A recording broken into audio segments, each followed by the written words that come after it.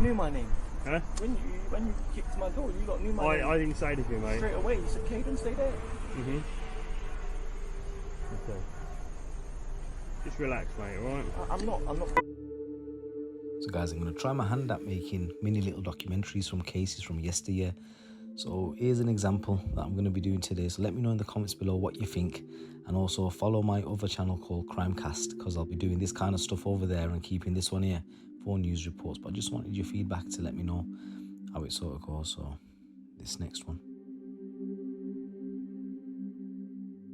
In the early morning hours of August the 13th, 2023, the quiet town of Crawley in West Sussex was shaken by a crime of unimaginable cruelty. Harrison Tomkins, a 25-year-old lifeguard known for his warmth, optimism and gentle spirit, was brutally murdered while sleeping in the apartment of his new girlfriend. The murder was the result of a toxic cocktail obsession, jealousy and unrelenting rage. Two men, Kaydon Prior and Jason Curtis, executed a violent and premeditated attack that would rob a family of a beloved son and forever scar those who loved him. This report today provides a detailed and emotionally charged account of the events surrounding Harrison's murder, the devastating aftermath, and the broader social implications of this heinous act.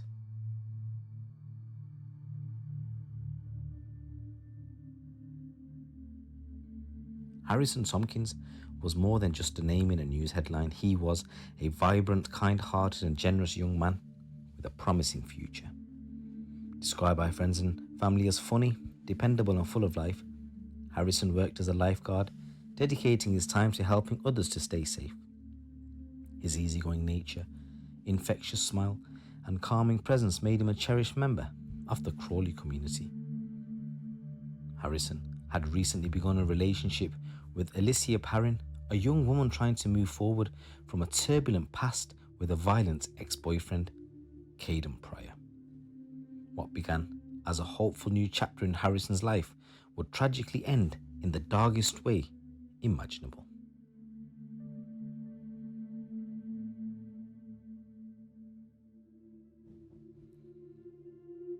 Kaydon Prior, he was a 23-year-old man from Crawley.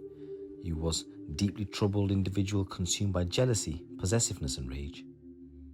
His relationship with Alicia Perrin had ended, but he remained dangerously fixated on her, believing she belonged to him. She was his property. Prior had displayed a pattern of coercive, manipulative behaviour, checking on Alicia's whereabouts, sending harassing messages and stalking her online. His pal, Jason Curtis, a 22-year-old, was more than a passive observer. He willingly aided Prior in a vicious scheme driven by toxic masculinity and blind loyalty. Although Curtis did not wield the knife himself, his presence and actions facilitated a savage crime. Together, the two men became a deadly force, acting with cold calculation. So in the hours before the murder, Prior and Curtis were in London celebrating Curtis's birthday. What should have been a night of joy and celebration turned into a prelude to horror. When Prior discovered that Alicia Perrin was with another man, Harrison, his jealousy morphed into uncontainable fury. Fueled by alcohol, resentment and a deep-seated desire to reassert control over Perrin, Prior and Curtis made their way back to Crawley in the middle of the night. Just after 3 a.m. they arrived outside Perrin's flat on Arthur Road. Determined and methodical, Prior left Curtis on lookout duty whilst he returned home to retrieve a key, illegally copied from a previous relationship, and a large razor-sharp hunting knife. Upon returning, Prior and Curtis silently entered the apartment. Inside, the scene was peaceful. Harrison was in bed, unaware of the danger creeping through the door. What followed was an act of merciless brutality. Prior lunged at Harrison with a hunting knife, stabbing him repeatedly and ferociously in the chest, legs and back. The violence was frenzied and unrelenting. Alicia, frozen in terror, could do nothing as the man she cared about was being butchered in the bed while she lay next to him. Despite the frantic efforts of emergency responders, Harrison died at the scene from catastrophic internal injuries and blood loss. His life had been stolen in a matter of minutes, leaving behind a trail of devastation and unanswered questions.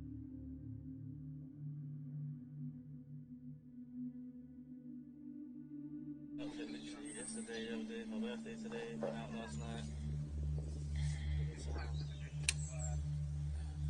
I'm getting arrested for murders. I haven't committed murder, so.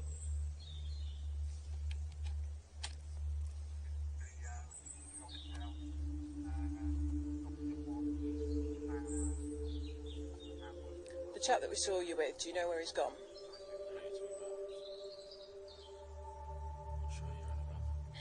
I do.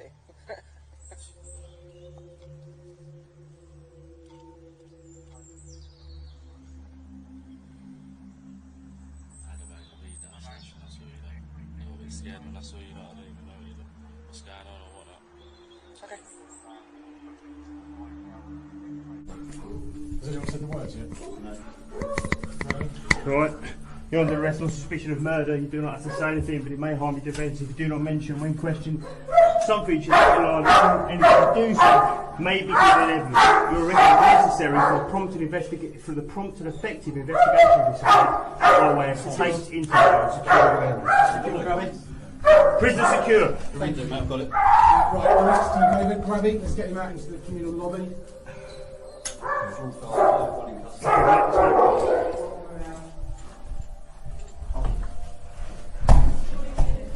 We're probably going to do. Yeah, just hold it for a second.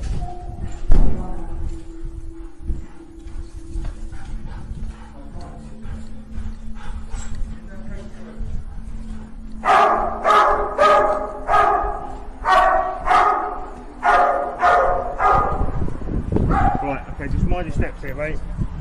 Mind your steps. You ready? No, sorry, I'm Yeah. Just relax, mate, right? Yeah, of course you are, yeah. I've gun in my face. Yeah? Scary business, mate. So do you understand what you've been arrested for? I heard what you said, yeah. Right, okay. I don't understand that. Okay, so at the moment you've been arrested on suspicion of murder, okay? Alright? Just come stand over here, mate. Is he insert? I've done a very cursory I've got search for keys weapons. in my right pocket and money in my left pocket. That's Yeah. it. He's got no weapons on him. Okay, then. What's your name, mate? Kaydon what? Prior. Okay, Kaydon Prior, yeah. Okay. You knew my name. Huh? When you kicked my door, you lot knew my name. I didn't say anything, mate. Straight away, you said, Kaydon, stay there. Mhm. Okay. Just relax, mate, alright? I'm not. The news of Harrison's murder sent shockwaves through Crawley.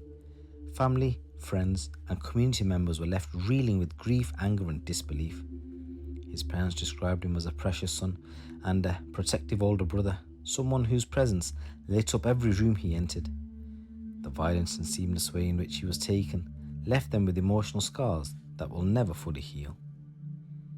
Alicia, parent traumatized and consumed by guilt, later gave a harrowing victim impact statement in which she described how the attack left her haunted by the sounds of Harrison's final moments and gripped by constant fear. She went in this statement saying her ex-boyfriend screamed, "I love you," whilst he was stabbing him. But then she also said that when he left, he said, "I should also be stabbing you too." Just before I go into what she said, one of the neighbours said, "What's that screaming?" And Prior tried to dismiss it by saying, "It's the sound of good sex." So Miss Parron, she counted the blows as she delivered a powerful victim impact statement. She said 1, 2, 3, 4, 5, 6, 7, 8, 9, 10. That's how many times he put the knife in Harrison. I was 19 when I first met him, and I will always regret that day. I don't think I'll truly be able to recover from the trauma of what he did to me and what he did to my love, which was Harrison. That I don't think I'll ever be able to unsee what I saw that night. The amount of blood that was on the bed whilst I was laying next to him, it was terrifying. She described Mr. Tomkins as the complete opposite of the jealous and controlling Prior. She said, I will never be able to leave behind the fear he instilled in me. He didn't allow me to think for myself. I lost my confidence in my own ability to make decisions. She said she has lost her innocence and teenage years, with even the sound of keys unlocking doors bringing back awful memories of the attack. She continued, I'm trapped in the nightmare of that night again. Before all of this, I used to sleep to stop him hurting me. I can't do that anymore. Whenever I close my eyes, I see him coming into my room and doing those horrible things in front of me again. In February 2024, both Prior and Curtis stood trial at Chichester Crown Court. Over several emotionally charged weeks, jurors heard the gut-wrenching details of the murder and the events that led up to it. Prosecutors presented overwhelming evidence of Prior's obsessive behaviour, including text messages, social media posts, and witness statements that painted a chilling portrait of a man obsessed with control. The court heard that the murder was not spontaneous, it was premeditated, methodical and savage. The decision to bring a hunting knife, the use of a copied key, and the timing of the attack all pointed to a carefully orchestrated plan to kill. In April 2024, the verdict was delivered. Guilty on all counts. Kaydon Prior was sentenced to life in prison with a minimum term of 28 years, and his pal Jason Curtis received a life sentence of a minimum of 22 years. In his summary, Judge Jeremy Gold described the attack as cruel, deliberate, and cowardly ambush against a man who had never wronged his killers. The judge summarised the case and actually what happened. He said that Prior was violent and jealous in their relationship when he was with Miss Parron, and he had actually told her on one occasion that he would kill her if she was ever with somebody else. In another instance, the judge stated that Prior would sing a song to Miss Parron with the lyric, I wouldn't let you be with anybody else. In July 2023, Miss Parron got her own flat and a step towards breaking up with their Prior. On August 11, she told him that their relationship was over. The judge then also summarised and said how Miss Parron sent messages to Prior on the day before the murder saying, don't ever contact me again, but he still believed they were in a relationship, so he was deluded.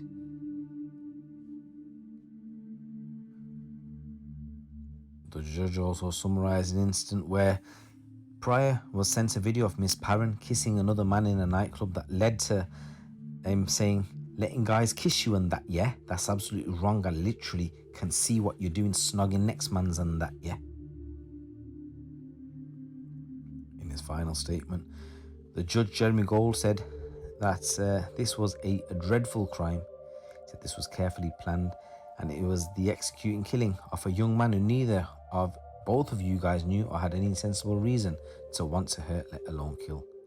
He described Prior's behaviour towards Miss Parron as increasingly coercive and controlling. In a statement from the family, they said, we are pleased with the result of the conviction and feel justice has been served. Harrison hasn't got a voice today, so we will speak on behalf of him. First, we'd like to thank the Sussex Police and the Crown Prosecution Service for their fast-moving investigation which has led to today's result. Thank you also to our family liaison officers, the ambulance service, the numerous witnesses and the jury for reaching their verdict today, and to all our family and friends who have supported us through such a horrific time. Harrison was innocent in all of this, taken by surprise and killed as he laid in bed with no time to defend himself. We knew our son, and he didn't move in any of these circles or know this way of life. We were an amazing family, completely content, loving, supported and protective. Except in August last year, our family was destroyed that fateful day, the day I could not protect my son. Going through this trial has been traumatic. As the day we were told Harrison had been killed, we have had to relive it over again while listening to Prior and Curtis lies throughout. Since the admission of any remorse that my son was murdered whilst asleep, my only hope is that they serve the maximum sentence possible. Case Officer Detective Police Constable Elliot Lander said, I am pleased that we have been able to get the justice that Harrison richly deserves today. I never got to meet the lad, but I've learnt so much about him and have seen how greatly loved he was by all who knew him. Harrison was killed in a frenzied attack, and he had no chance to defend himself. Prior and Curtis will both rightly now have to live with the devastating consequence of their actions for a considerable period of life in prison.